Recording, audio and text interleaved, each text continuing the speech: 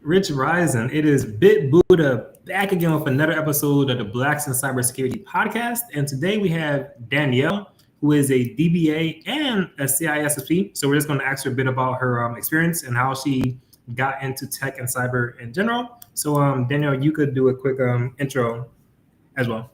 Sure. So my name is Dr. Dannielle Eason. I am based out of the DMV. A fun fact about me, I got my tech career started creating MySpace pages. That's what really sparked my interest. And then from there, it just turned into an IT and cybersecurity career. I have about 16 years experience working in private and government sectors. Again, doing GIC, I worked doing private contracting, doing government contracting, doing private work, and all of that. So yeah. Well, no, that's cool. And like the MySpace part, we definitely got to speak on for a bit because I was a bit after MySpace. I felt like that was like right like I was a bit after that. I like know of it. So you were just like back then you were making like the HTML and like CSS. You basically making sites for people. Yeah, no. So I was in like 8th grade when MySpace came out. So let's like the first Facebook, if you want to call it. Dang, I'm So, but no, that's what we did. We did MySpace, we did Black Planet. We go in and we would create HTML codes. You had all your music, your pictures, whatever little blurb you had. Some people, that's where like blogs and like gossip blogs really first started for real. So yeah. And then from there, I just started doing more coding. So we had a science and tech program at the school that I went to, the high school I went to. So I enrolled in that program and then eventually went and got my bachelor's in computer science. Got it. No, that's definitely cool. And like all of that front end stuff, it has a really close place to my heart because like HTML and CSS was my like first entryway into like anything like coding or technical. We like leaders. So at this time, like, did you go down the programming path, or like what other like languages did you pick up, or did you pivot into like other stuff? Yeah, so we picked up Java, like all the ones you learned in undergrad: Java, SQL, C++, Python, all those programming languages. That whole thing. I actually, once I got done my undergrad, I was like, I don't think I want to program a full-time job. So I started off at the help desk, doing help desk work, and then transitioned over, started doing system administrative work. And then eventually, you guys, if you know cybersecurity, system administration, all those things start to go hand in hand. But then eventually transitioned over to the cybersecurity space. So yeah, started in identity access management, and then I shifted over into GRC. Oh no, that's definitely beautiful because the help desk, well, like from my understanding, besides internships, is like one of the easiest ways to like get in. So it's definitely a path because me and James were just speaking about a bit ago. Like it's rough. Like I'm not gonna lie, it's rough with a lot of the tech and cyber industry. So like the help desk stuff is definitely a good place to start. And also for people who don't know, what is a DBA and what is a CISSP? Yeah, so a DBA is a Doctorate of Business Administration degree. And I got my DBA in Information Systems Management. And the CISSP is a Certified Information Systems Security Professional. It's like one of the top cybersecurity certifications that you can get. It is the top certification you can get. You know what's funny? When I first heard DBA, I thought it was database admin. Yeah, I thought it was a database administrator. But no, it is cool either way. So you know a lot more about the business side, which is very, very much needed. So what was your first entryway into the cyber side of things? So I know you started with like the front end stuff and then the help desk stuff. But what made you think like, hey, I want to go deeper into the cyber side of things? So I was doing in my system administration role. That was when like the Security Plus certification got really good. That was when like cybersecurity started. I'm telling my age. Ooh. But that's when it like everybody was going to take that Security Plus exam, and then literally like immediately after they get it, they would be getting job offers. Like it was really big back then. So being that I was already in tech, I'm trying to figure out, okay, so what exactly do I want to do? Cybersecurity looks like the place that you probably want to lean towards. So I got my first cybersecurity role. I went to a cybersecurity company. I was referred there. This job didn't just find me per se, but someone referred me to that role. and it was an identity access management role. So essentially, I was a team lead for the program to check user access. So basically, making sure all the users had access to the right systems. That's your NIST 853 AC2 controls. We all out there. So I was leading that program, which is really where it transitioned into cybersecurity. Got it. And you said NIST 853? Yes, NIST 853 Ref 5, your privacy and cybersecurity controls. There's like 1,000 NIST frameworks and numbers. It's a lot. No, that's definitely like really cool. So from when the Sec Plus first came out, right, to now, do you think it still stands up? Because I got my Sec Plus 2 months ago, right? Mm-hmm. And I'm looking at different roles around, right? But do you think it's still as valuable as it was back then, or has it been watered down, or has it been diluted anyway? Or definitely still if you're transitioning into cyber, if you're new to cyber, your Security Plus certification is the way to start. I literally had a careers match quiz. So we can drop the link, but it goes in, you go put in, what it is that you like about cyber. Cyber is just not, it's not a one shoe fits all. It's not one job. It's so many different things you can do. And a lot of times I'm a mentor as well. When I get my mentees and I say, okay, so what do you want to do? They don't know. And that's okay. But that's why I created the exam. But the point that I'm getting at, when you go and you create the exam, click through, you get your career match. It also tells you what certification path to take, and it's just recommended. But for every role, Security Plus is the first one. Got it. No, so yeah, the Sec Plus is the most popular kit on the block because it's the main premier one I've heard of. But what is after that, right? After the Sec Plus, what are you're saying that with your mentees you have a different paths or routes for them, but what are the most popular paths for people getting into cyber, the clear paths that they could take after their Sec Plus? I think it depends on what you want to do, right? Again, cybersecurity is a big space. So while I'm okay, I'm looking at this, if I was on a GRC route, right? Okay, I got the Security Plus. I know I want to do more audit. I'm going to go with the CISA versus, I don't know, maybe a more technical certification, maybe the CEH. I might not go that route. CEH is more for pen testing, right? Which is great as well. But if you want to do more policy, procedure, audit, maybe the system may be a better route for you. So it depends on what it is that you want to do. And I think that's the important part. Again, why I created that quiz. What do you want to do? So that way, after you get the Security Plus, cool, you get in there, you get the job. Who do you need to be talking to about, your next pivot, your next move in the direction that you want to go?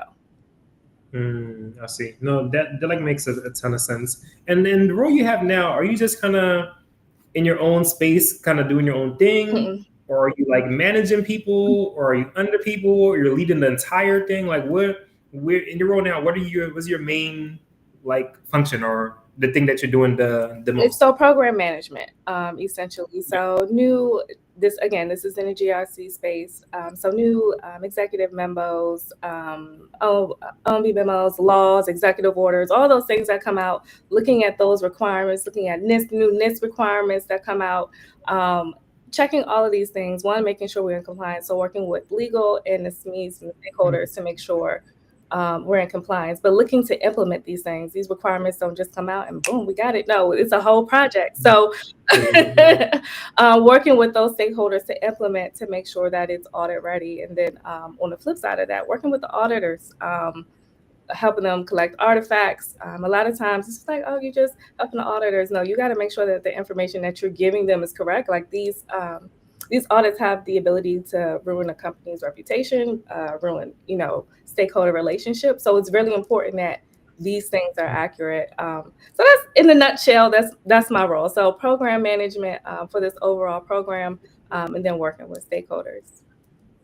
Wow, that's really cool. And what's fascinating, especially about cyber, is I feel people on the surface, they're oh, I'm in cyber. Oh, could you hack my phone, or could you hack my laptop? That's the first thing that they go to. But there's 1,001 roles outside of that people aren't really aware of. So it's beautiful that you're bringing more awareness, right, to the whole GRC. So for people who don't know, I think another caveat that you brought in, you don't. not that you don't, but the first thing I think is, oh, you can go hack someone's phone. That doesn't mean that we don't need to understand it. That doesn't mean we didn't take labs for it. You can have all this information in your head, but if you don't know like the technology piece and how all of that works, you can spit out executive orders and what they mean on the technology side all day. But again, if you don't have that background to understand how it works in the environment, how it's working in real life, theory in real life, what's actually happening, those aren't always the same, most cases. So you have to have an understanding of that technical background as well as an understanding of how the environment works. Yes, I agree 1,000%. And it's something I feel like is very prevalent, especially in the like the old school like colleges. Like a lot of the stuff is very theory, right? But the hands-on stuff, even with certifications, there's different like categories people put certifications to. Like there's one that's just like multiple choice theory, and then there's like hands-on like practical, where you got to go through like all these labs, like and you got to type all these things. So the hands-on stuff is always, I feel, much better because I feel like you learn it in a more visceral way. Like when you like are learning something hands-on, and even if you make a mistake, you will remember that mistake forever. Like, you will never do that again. Yeah, it'll be stuck in your brain. So I definitely always recommend going towards more like the hands-on certifications and just trainings like all of the like time.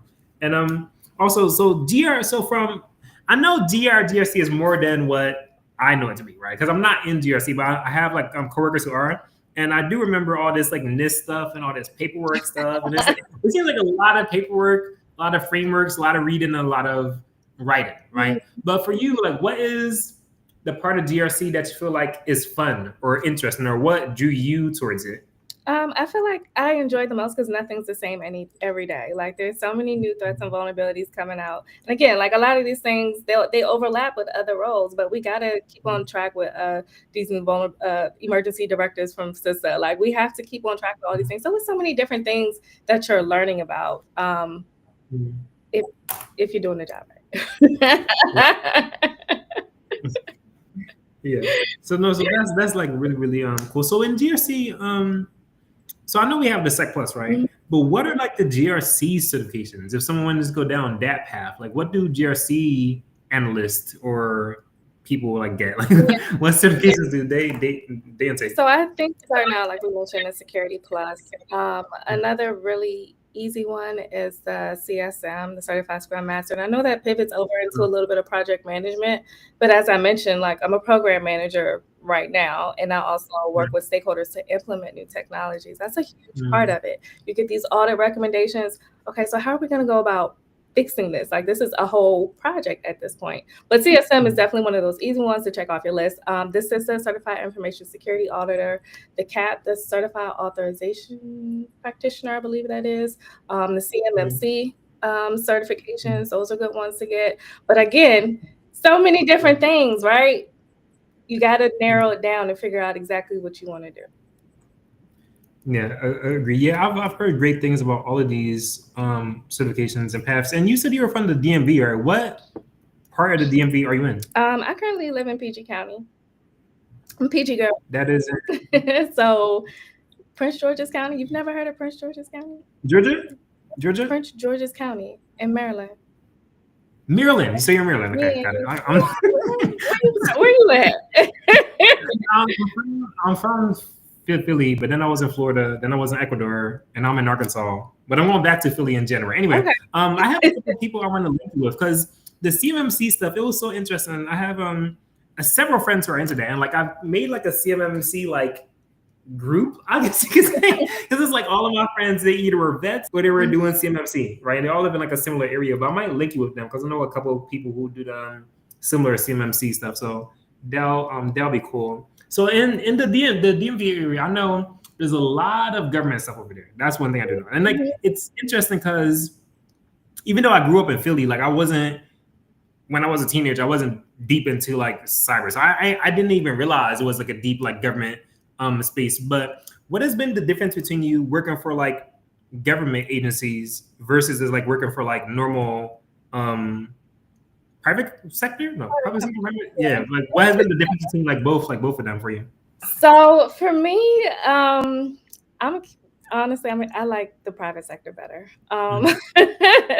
Government sector, especially now it's totally different. Like some pre this thing that we got going on now, all that aside, right? Prior to definitely good stability. But I think the biggest thing for me is that I can't move around the way I want to. And what I mean by that is in the private sector, they're always looking to evolve. They always, look into a way to better appease their customers. So if someone has an idea or they want to do something or they need support in another area, it's so much easier to go learn these different things working in the private sector versus the government sector. But, prior to everything going on, government sector, stable, I wouldn't say they have the newest of the new technology, but depending on the role that you're in, you'll always be exposed to something that's making you grow. So those are the biggest differences. I don't think right now the government sector is a good place for people right now. If you want to go, doing like working on the private side, supporting the government, depending on what agency, that might be hit or miss. But I would go that route versus trying to be an employee at the moment. It's fascinating because I underestimated how big of an influence the government and the military has in cyber, but it's like kind of like a Venn diagram with the three. Oh yeah, for sure. And right now, the company I'm working with now, what's the word? We help government agencies with technology consulting, basically. So we're like adjacent to the agencies, right? And I'm kind of like gradually going down the government path now, but then I'm like, is this what I really want to do? Like, do I really want to be here? And the other thing is like, I'm not sure if this is true. I'm gonna ask you. So, which pays more in general? Do you think? It depends the agency that you go with. There are agencies that are on a different pay scale, and you can be getting paid just as much or if not more as a contractor. But in general, I'd say you're going to get more money on the contractor side, on the private side. Okay, got it. Yeah, because that was the other thing I was thinking about. Because I know the government is very stable, and it's kind of like their whole thing is just making things as stable as it can. Well, with that stability comes to being very slow. On like the other side, they're just trying to innovate and like sales and innovate, right? So it's very it's just like very interesting worlds, So I'm definitely excited to learn more about both of them. Yeah. I think everybody always has these conversations about kind of how slow the government evolves, but conversations we were talking about methodologies and implementation, and we were talking about agile, like how no government agency is all agile. Like you're probably more waterfall than agile. But we talk about this methodology or this framework, not sure the correct terminology off my head right now, but we talk about it and how we want to implement agile methodology. But we don't have the processes to support that. Ever to make a different decision. If we don't have, in my opinion, we don't have the proper budgeting process, the proper process for decision making in general, in order to support that type of methodology across the entire federal government. That's my opinion. That's a very interesting point. Like the methodology sometimes doesn't even fit the industry or the sector or the agency is trying to like go into. But for people who don't know, because at work, like I have coworkers doing like agile, and then they're doing safe, and then there's like all these different combinations. It's like a whole it was so fascinating to me at first because I didn't realize like literally entire, not to call it a sub industry, but it's like originally I was like the software development. You're building apps, website stuff. But then from that, they created entire industries to kind of help support that. And I'm like, this is like not a shadow industry, but it's not something that I feel like if you're not in tech, I don't think it's something that's like promoted as much. Like even in modern day, like they're gonna say, oh, go learn this programming language or go learn this scene tool, right? But the safe stuff is kind of like, it's stuff that your like coworkers or your associates kind of like pull you into in a sense. I don't think it's not that's like as glamorized, but it's very interesting. Anyway, for people who don't know what is agile or what is safe or what is waterfall, just explain like a quick summary of that for the people who like don't know. Yeah, so high level, it's simply like a way to carry out an IT project. High level, very what it is. And there's different types or different ways that you can go about carrying out an IT project. So we talk about agile. That's supposed to be exactly as it is, more agile, so more adaptable. You're supposed to be delivering more frequently to the client more, and it's just supposed to be an all around better framework for implementation versus waterfall, which is very step by step by step. So there's no room for changes. Essentially, is what it is. So once you come up with essentially you come up with your requirements, the next part you start building, but there's never really a space for you to go back in there and say, oh, I think we may need to change this, or we need to differentiate this approach, where agile makes that easier. Right. Yeah, it's very, very fascinating stuff, and I might dive into it more in the future myself. And I also wanted to ask you, I was like looking at your LinkedIn and Instagram and all that stuff, but I saw that you were like the CISO advisor or advisory or something along those lines. So could you explain that real quick? Yeah. So CISO advisory is exactly what it is, advising the CISO on various things, decisions that need to be made up of. The cybersecurity landscape is huge, but in my case, it will be specifically around GRC stuff. So maybe what things, what are we not in compliance with, and what kind of risks does that leave us at? Who should be working on these types of things, and what is that time frame looking like for implementation for us? High level. Got it. And would that be corollary or parallel to a vCISO, like a virtual CISO? Yep, same thing. No. CISO advisory, you're advising the CISO. vCISO, I believe you're actually acting as the CISO. Oh, okay. That makes sense. So, what was your experiences with like I remember earlier you saying you got your bachelor's in computer science. How was that experience? Because it's interesting now because I feel like now people are getting hip. They're seeing how lucrative tech could like be. So a lot of people are like flooding the industry now. But the same question I asked about the CompTIA, I'm asked about this. Do you still think that people going to college for computer science, is it still valuable, or do you think that there's quicker ways to get in the tech industry? Okay, so I'll tell you about my experience first. Yeah. So I went to a school called Capital College. Now it's Capital Technology University. It's a private school out here in Maryland.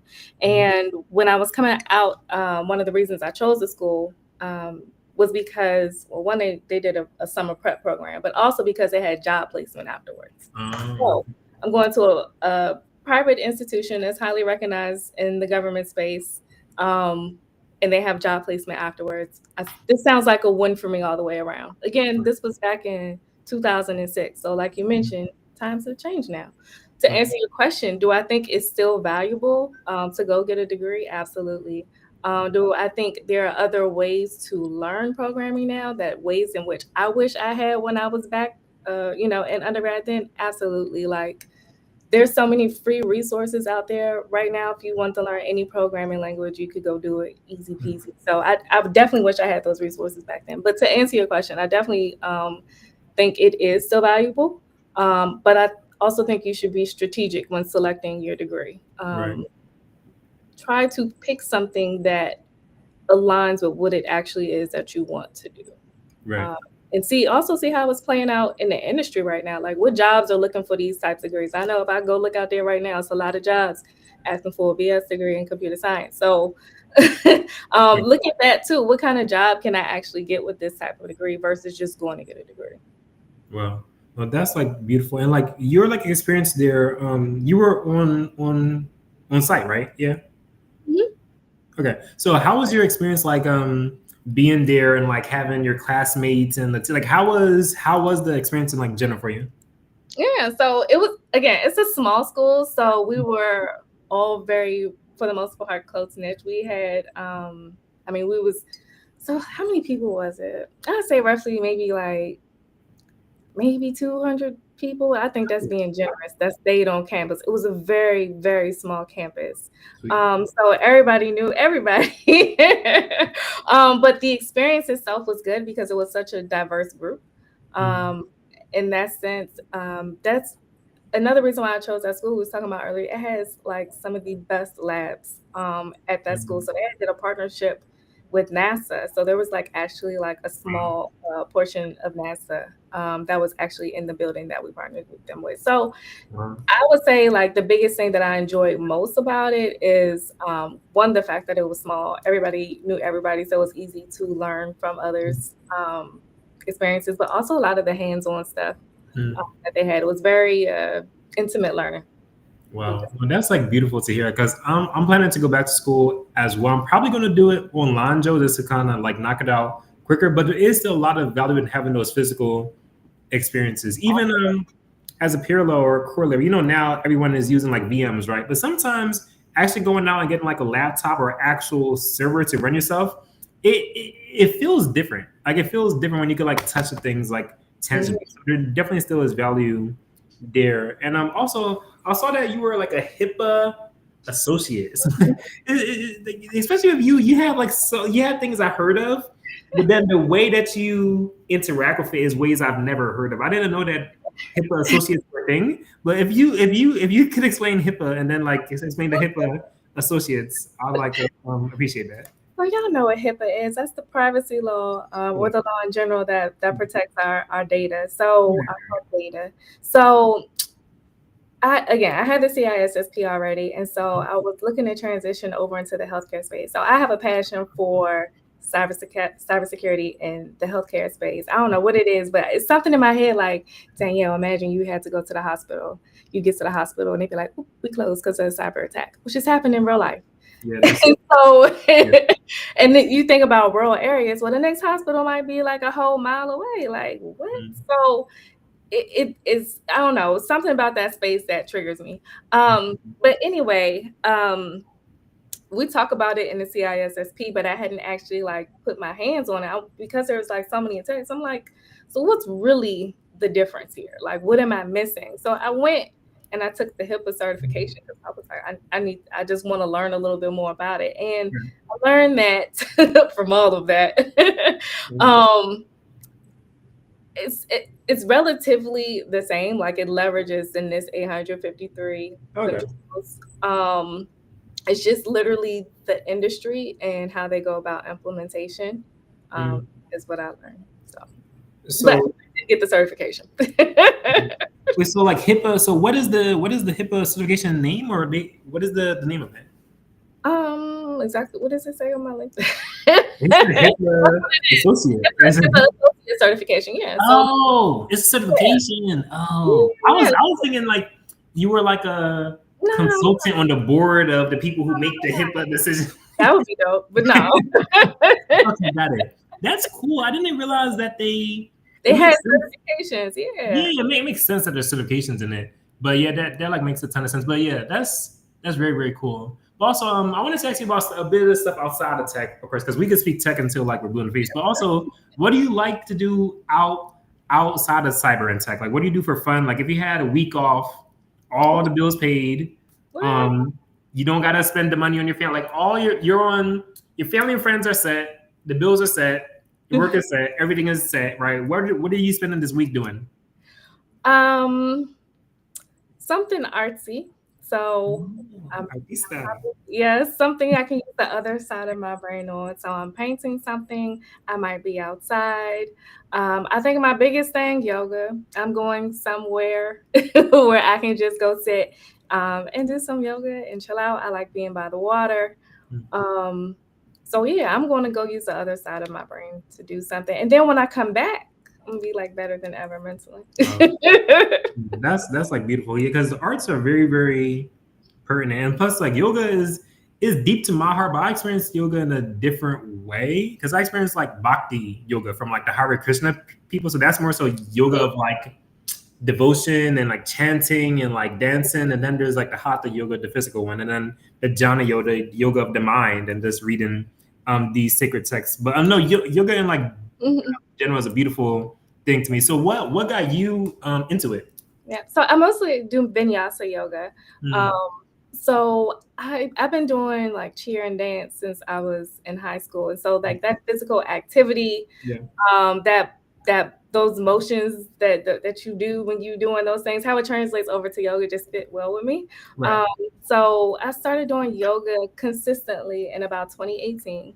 And it's transformative just all the way around. One, I think regardless of what you like to do physically, you need some type of physical activity, and it just so happens to be that yoga is just my thing. So I encourage others to go find, that thing that they love to do physically, but it's the physical activity for me that I know that I can do over and over and over again. I'll never get bored, and I'll always keep progressing. It keeps with the breathing exercises, the meditation, the grounding. It really helps transition into like my every overall life. Like when we think about working out and doing these exercises, this isn't just impacting my career, this impacts everything. So I feel like working out, whatever your workout is, everyone needs something. Yeah, I agree 1,000. Like this is probably because what's interesting, a lot of people, especially this is a cyber podcast, I speak about cyber stuff all the time, but majority of people know me for like more holistic meditation, yoga, and health stuff. So I've been meditating probably the past 10 years. Like even this morning I got done doing my breath work and my meditation as well. So I agree 1,000%, especially being in an industry like cyber. There's certain roles that can be very taxing on your psyche and soul. So definitely make sure you have things to keep you grounded and clear. That stuff is definitely major. And then I was seeing that on your YouTube you had the Monday resets. Yes. What are those? So Monday Yoga Reset, it's so I recorded a yoga series. Cool. Man, I'm be candid to tell y'all the whole story. So I recorded this yoga series for my Shift Happens, Debug, Recode, Reboot Your Mindset program. And I found that they don't really need these yoga videos. And I was like, man, I got to put this out here some way, somehow. So I reused a portion. There's still some fresh material part of the program, but I used a portion of that program and I pushed out a Monday Yoga Reset series. So essentially what it is exactly what it sounds like. It's a beginner-friendly yoga series where you literally just start to ground yourself. You learn how to ground yourself, breathing exercises, and it corresponds with it. There's a different theme and different affirmation for each week. Right. So it's something to be mindful of, something to carry throughout with you through the rest of the week. Apply however you need to. Wow. But that's cool. And it's cool that you're just sharing that wisdom and clarity with other people, because it's interesting. There's some people who have such clarity and purity, and they just kind of stick by themselves, which is fine, right? But then there's other people like you that are sharing that clarity and then that passion, which is definitely beautiful. And also, so Afrotech just happened. Did you go to Afrotech?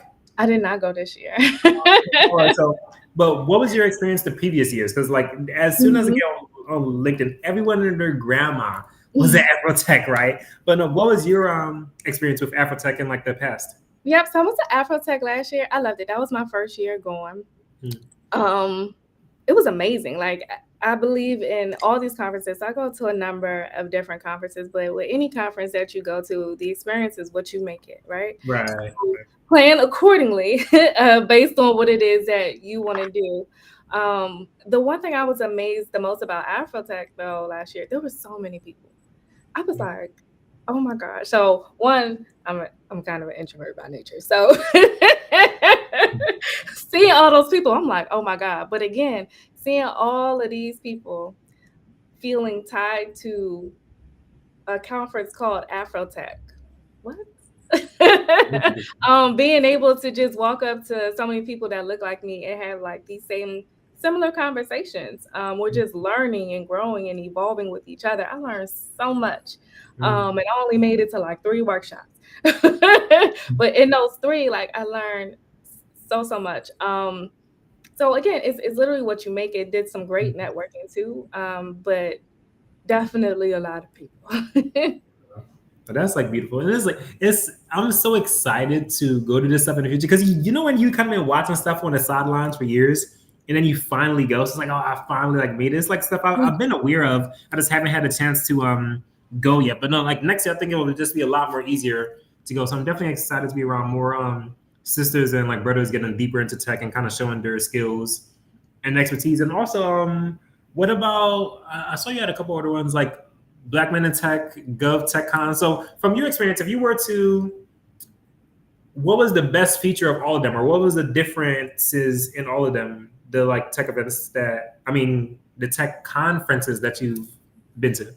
Yeah, so I think all of them are amazing. I think all of them great. This is crazy because I was been thinking in my head, oh, you should do like a superlatives for them, like best this, best that.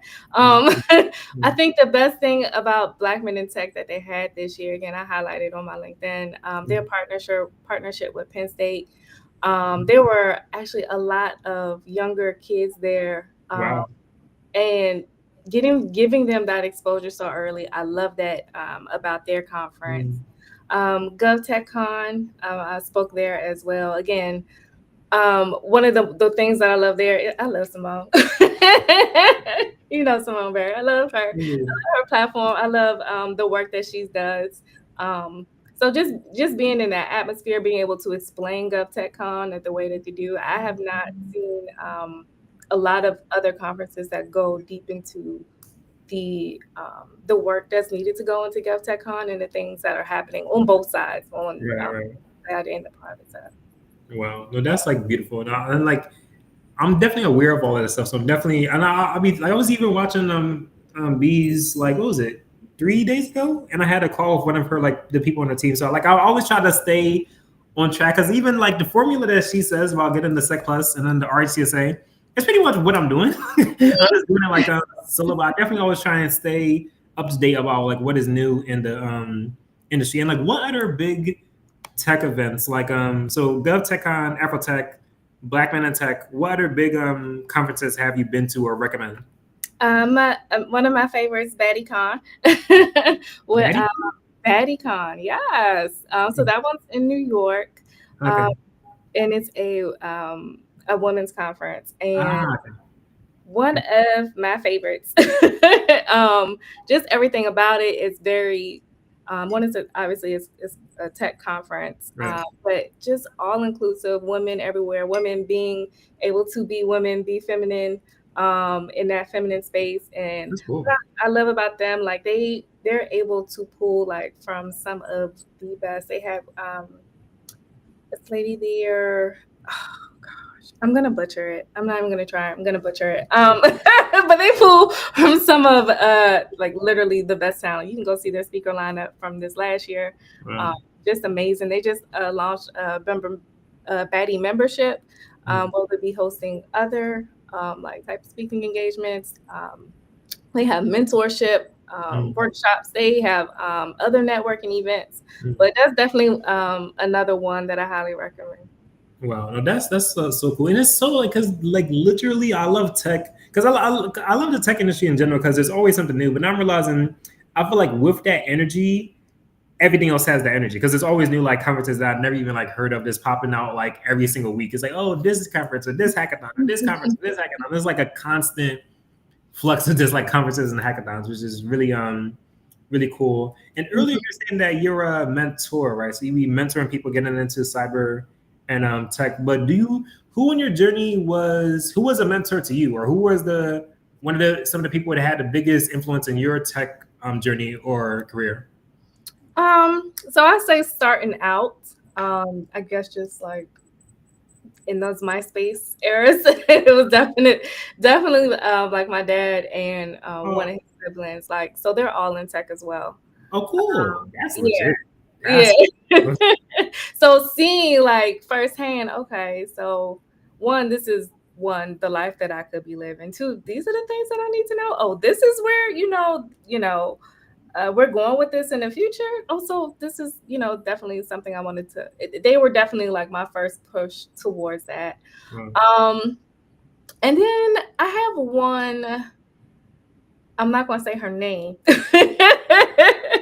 but there is one who was just, even if I say her name, she's going to know by the way I start describing her. But she just really helped me tap into myself. Like she was one of my program managers, and she was just so her at work. And I definitely feel like it took me a while to get to the place where I'm comfortable being myself at work. But seeing her and the way she moved, the way she communicated effectively while still being herself, really drew me to her, and that's my girl to this day. That's like beautiful to hear, honestly, and it's in well, not even interesting. It's intricate. It's intricate, right? Because especially with like melanated people, sometimes the way that we show up is not deemed, I guess, professional always, right? I think things are getting better now, right? But I know in the past it was like rough, like super rough. You couldn't do barely anything. But I do think that things are getting better now. So it's cool that you have like someone who could kind of like help you on that journey. Because I feel like if you just go in like an environment, and especially if the people aren't from the same backgrounds or experience as you, it could be really difficult. It can be really difficult to try and fit in, but no, it's beautiful that you found her. So that's great, definitely. Yeah, I think it's like what my generational thing, and I've had other conversations with people about it. It's the way that we were raised. Like, so I have a dialect. Every once in a while, this accent comes out, and my mother, she used to be like, "Don't say ain't." I'm like, "Why? What's wrong with ain't?" So we have like our voice phone. Hi, how are you doing today? Like, you know how you switch it up.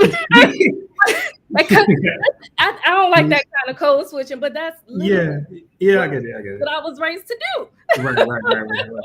So, I'm not talking in like the normal tone that, although there's like a dialect there, it's still authentic to me, and there's still a way to effectively communicate with leadership in a way that's accepting and appropriate without downplaying myself, essentially. Right. And I think that's the biggest thing. Like, that's the way we was raised. We was raised so that way we could get a job. That's why, a lot of people's names, my name is Dannielle, my sister's name is Alexis. Like, very like, names that people to the door. It's so yeah. There's a lot of historical stuff to back. Well, I'm glad that we're even having this type of like podcast, because I feel like this is like one of the things that will help, just having more experiences from people in the industry. Because I'm not sure on the statistics, but the statistics are very low from my understanding of like the amount of melanated people in this space. So it's very important to just share our experiences and our backgrounds, because I feel like regardless of what state or what zip code, right, I feel like all of our experiences they have a corollary link. They come from the same root or the same tree, right? So I feel like the more of our series that we share and highlight, we make it easier for the next people to come after us. Yep. So like, I'm definitely glad that we're just like sharing these experiences, but not always having to say authentic to ourselves, because it's a quandary, right? Because ideally, when you're young, they said like, oh, just be yourself. But when you actually go into the world, it's not like just being yourself. Sometimes doesn't always, even outside of business, even in terms of relationships, right, or like business or like career or like whatever it is, school, right? In a lot of spaces, being yourself is not always the first go-to, but it's all right. So we're getting all. It's okay. This is such an important topic, because I'm gonna ask you a question, right? So say I'm gonna use a guy. So say a guy, right? He is like, he just plays video games all the time, right? He likes Minecraft. He's playing Minecraft and Roblox all the time, right? That's him. Like he loves video games, right? But then he wants to be better, right? So he starts going to the gym, right? Is the guy going to the gym, is that him or is that not him? Is that his true self or is that not his true self? That's his true self. You remember when I said everybody needs that physical exercise? I don't care who you are. You need some type of physical exercise. Him going to the gym, that is him. Right. That's him. So we're in the same mind frame. Exercise to clear that mind space. Because ain't nothing wrong with playing video games. Nothing wrong with that. But it's about balance. If you're not playing video games to work or to expand your career, it's a hobby at that point. Treat it like that. Right. So ain't nothing wrong with it, and I definitely think that's him. Yes. Because the point I was trying to like get across, and I feel like me and you are the similar mind frame, but we say people to be our authentic selves, but we have to also understand people change. And I feel like we have to get people to change and grow and evolve, because it's sometimes, example, if someone was making $20K a year, now they start making 200K a year. And they're like, oh, you're acting different. You expect them to say the same? You expect someone from 20K to 200K to be the same as that person? No, like we should expect people to evolve and change. And ideally, our loved ones and family, they would like adapt or adjust to kind of be at the same pace, but not always. That's not always the case, but we still give people grace, even artists. Like, for example, artists can make one album. Oh, I love this album. The next one, oh, I hate this album. You expect them to make the same exact album twice? Like, what do you expect? So you have to give people space and grace to evolve and grow in their career, in their business, in their family, because that's still them. They're just trying something new, right? They're trying to be like grow and evolve, and we should let people have that space to do that. Absolutely.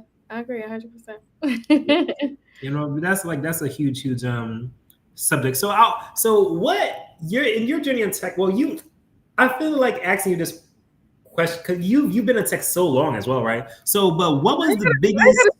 So long, like, bro. It took longer than like me, right? No. I'm like fresh to this. I'm like I just got this stuff like a year and a half ago or whatever, right? So I'm fresh, right? But for people who have been in the industry like longer, do you remember like what was the biggest shift for you? Whether it be like finances or in your mindset or in your emotions, like when you got your first like real tech job, right? What was the like biggest or the first shift you like noticed? So I mean, I got again the school that I went to, they had that job guarantee. So I rolled out of undergrad working tier 2 support. So I mean, I guess that was the first big shift for me. I became a grown-up. I think I was making like 55 when I first came out of undergrad. Sweet. And during that time, I went back to live with my parents. I couldn't live with my mama. So it was because I was still going to school, getting my master's degree, and I was still working full time. Wow. So mama can't be mama in when I'm doing my grown woman thing too. And so there was a little and it wasn't like, you know how your Black mamas, can you go get this for me? Oh, man. I need you to go get the groceries out the car. Like, Ma, I'm in the middle. I get this exam like tomorrow. You're doing nothing. But anyway, that was something that I was like, okay, I'm doing this. I need to figure out how to move. I need to do it. But I ended up buying my first house at 22. Big stuff. Let's go. Yeah, cheaper than renting an apartment. I was like, well, how did looking back at it, so blessed, so grateful to have been in that opportunity at that time. But that was my big shift, like, oh, we on big girl stuff.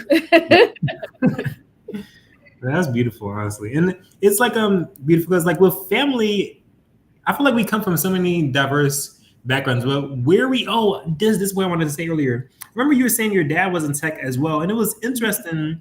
I was speaking to one of my family members, and like I'm Haitian, right? So my mom and dad are Haitian. Like for some reason, nursing is such a big, like it's a huge, like almost every single woman in my family tree has gone towards nursing. And it's like very interesting how the type of roles or hobbies the parents are in sometimes goes over to the next generation. I always use the example of Bob like Marley, right?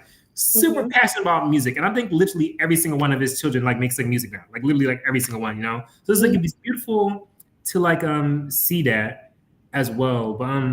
But no, like it was this cool thing about like how your dad and like your family kind of helped you go on your tech journey, but also like you're saying with your mom, sometimes it's not always as smooth, right? Because like sometimes you do have to kind of like cut that cord a bit, like, hey, I'm kind of doing my own thing now, It's kind of like exploring the world. I'm kind of doing my own thing, but it is beautiful when they do have that support network for you, because I feel like it creates a lot more clear choices and you have a lot more confidence, right? Versus the people who didn't have the same kind of select support. So that's definitely beautiful.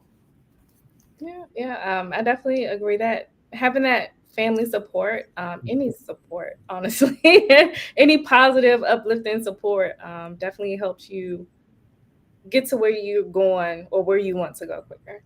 Exactly.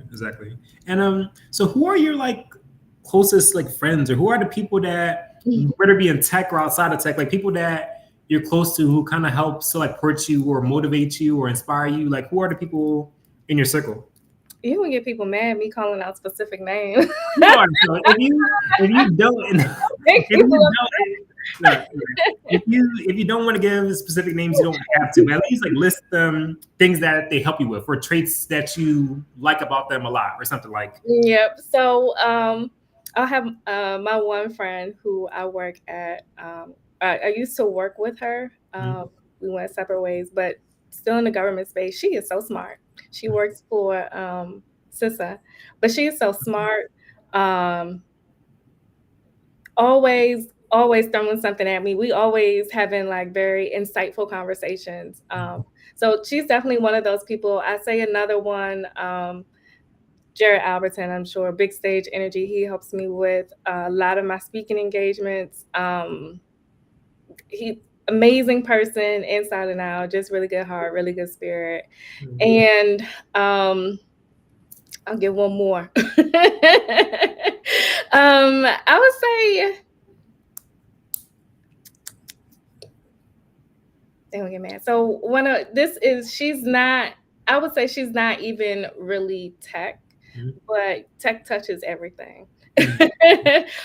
So she's in education, but we have really good, insightful conversations as it pertains to tech and education. As they align, but she's just a real good person. I just love her. She just keeps me in line mentally a lot of times when I get off path. So. Well, that's like beautiful, yeah, because it's definitely important. You know, they say where there's some of the 5 people you spend the most time with, and I feel like that's in every regard, whether it be like health, career, family, spirituality, regardless of people. And it's very important to have solid people in your circle. So I'm as I'm getting like older, I'm trying to just like make sure like I create the best network that I can, because that's a huge aspect of health. Like like the blue zone centurions, like the people who live the longest on like in like the planet, they all have large networks and kind of like fellowships, you know, that kind of help them stay clear. So that's definitely a Netflix documentary. cool. Yeah, so, no, I actually watched that one and I was like, this makes so much sense. I read there's a book, Sharpen Your Mindset by Dr. Gupta, and he talks about like the ways to keep your mind sharp, and it's community. One of the ways is having a community. It's necessary. Like, we were not put on this earth to not be with each other in one way, shape, or another. So community is definitely so important. Having a strong network, knowing who you can go to, that's very important. And one of the things like I push into my mentees in the mentorship program and in my mentorship program, find your communities. And it doesn't have to be, you know, just one community that you go to all the time. Have multiple communities for multiple things. Because you don't just like to do just one thing. You need multiple communities, and there's nothing wrong with that. I would just say make sure whatever you're taking from the community, you can also give. How are you're taking in giving? This is a way thing. So that's really the only thing. But I have my church community. I have my church dance community, my dance community, my yoga community. I got speaking community, tech communities. And so it's just find what works for you, find that balance, and but definitely align yourself with others with a similar mindset. Wow, well, I agree on that like 1,000%. So it sounds like you have a very like full life. It sounds like your life is like very like full. So that's like very beautiful. And I also want to know like, so what new things in tech or in cyber or in GRC, like what new things have your interest as of late? So one thing that I've been speaking about at all the conferences I've been going to is quantum computing. So I spoke about that at Blacks in Tech, BattyCon, SpeakerCon, not SpeakerCon, Black Men in Tech. I feel like I'm missing some, but I've been speaking about it. GovTechCon. I've been speaking about it a lot this year, but everybody's talking AI. AI is great. Get out there, do your AI thing. But one of the things I talk about in my workshop, if you're not doing your AI thing right now, once quantum computing evolves, you're going to be left behind. So essentially, quantum computing is just about processing data quicker in very lame terms.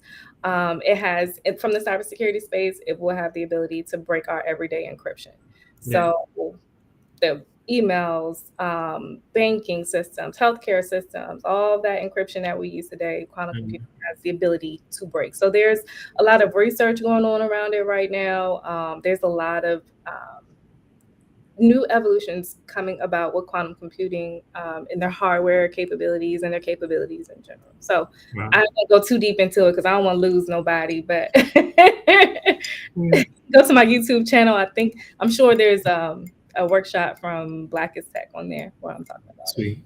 Yeah, quantum is fascinating. I haven't dived deep into it much myself, but I've been hearing about it because a lot of companies trying to make quantum resistant like algorithms or stuff now because they're trying to like catch up on that. So from my understanding, you could tell me if I'm wrong. I just want to know if I have the right understanding. So in normal computing is like a bit, right? So it's like electrical signal in the transistors of the CPU, right? So it sends a signal. I think it's 5 volts. That means it's on, and if it's like 3 volts or something or below, it's like off, pretty much, or something like that, right?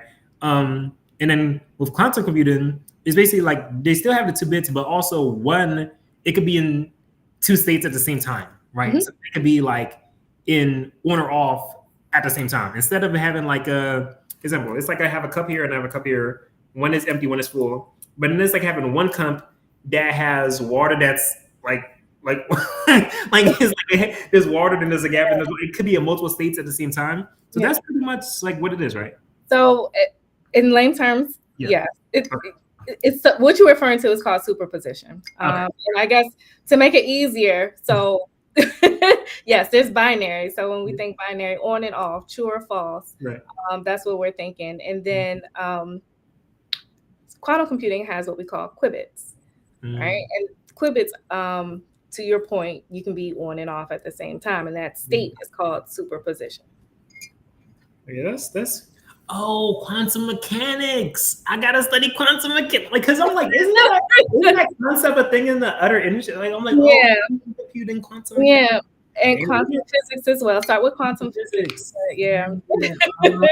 It's so funny. Like I literally never made that connection. I'm just not making that connection. So thank you for that. It's very interesting. Once you start like actually getting into it, it's very interesting. But that's cool. That's so cool. But so we have 3 minutes left. So I wanted to give you a bit of time to share any upcoming conferences or speaking engagements or articles, blogs, apps, CV, anything you're doing. Just share it so people could kind of keep up with you. Okay, so one of the big conferences coming up in the DMV this week is next month is TextGiving. I'm a TextGiving ambassador this year, so be on the lookout for that. If you're in the DMV, come through. Reach out to me if you need some tickets. I'll try to get you some tickets if you need one. And another big thing for me, as I mentioned, I am a mentor, and in January 2026, winter 2026, I'll be launching a mentorship cohort. Program is called Shift Happens, Debug, Recode, Reboot Your Mindset. So a lot of the wellness tips and mindset things that we talked about here today, we'll go into deeper depth of that, how to shift your mindset, also while preparing you for the real world, helping you get in alignment with you, yourself, as it pertains to your career path and where you want to go. So once you leave the program, you'll have, if you're into branding, you're interested in branding, you'll have branding. You'll for sure have LinkedIn branding, already resume prep, interview prep, job search techniques, and just a plan to move forward with what you want to do. I also do one-on-one coaching. Connect with me, LinkedIn, Dr. Dannielle Eason, Instagram, Dr. Dannielle Eason. And reach out and we can get that squared away. Wow. No, I definitely appreciate you coming on because not only do you have a ton of experience, just your energy is cool. Like you always laughing and you're joyous and you have all this positive energy. So I definitely appreciate you coming on. And I guess we'll see you all next time. And thank you. Thank you.